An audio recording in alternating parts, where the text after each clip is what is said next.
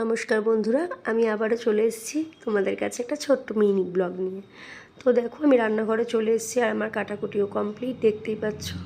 রান্নাঘরের সমস্ত কাজ সেরে নেব।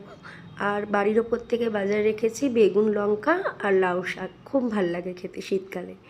আর ঘরদোরের অবস্থা তো একদমই বলো না, তোজবাবু সারাদিন ঘরদোর নোংরা করতে থাকে। এখানে আমি কাঁচা কেচেও নিয়েছি, এখন যাব গাছে জল দিতে। দেখো, এই গাছটা আমি অনেক দিন আগেই কিনেছি, কিন্তু কোনো ফুল ধরছে না। তোমরা একটু কমেন্ট করে বলো গাছটা কী করলে ফুল আসবে। তো রান্নাঘর পরিষ্কার করা হয়ে গেছে এবার আমার।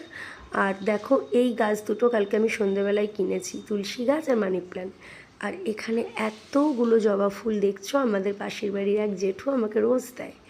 পুজোর বাসন আমি মেজে নেব এখন। আর রান্নাঘর পরিষ্কার করা হয়ে গেছে, এবার ঠাকুর ঘরটা পরিষ্কার করে ব্যাস হয়ে যাবে দুটো বড় বড় কাজ। দেখো, এদিকে আমার পুজোর বাসনও মাজা হয়ে গেছে।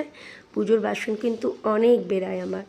আর এদিকে আমি চলে আসলাম হচ্ছে মেলতে, কারণ রোদ্দুরটা এখনও ঠিকঠাক করে আসেনি।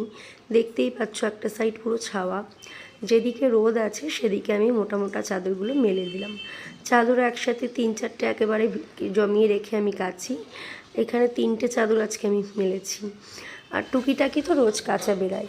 দেখো, সব মেলা আমার কমপ্লিট হয়ে গেছে। আর এই যে দিকটা দেখতে পাচ্ছ সেটা আমার ঘরের পেছন দিক। এখানে খুব সুন্দর রোদ্দুর আসে, জানো তো। দেখো, রোদ্দুরটা এত সুন্দর, দেখলেই লোভ লাগছে। হ্যাঁ, তো চলো এবার আমি ঘরের দিকে যাব।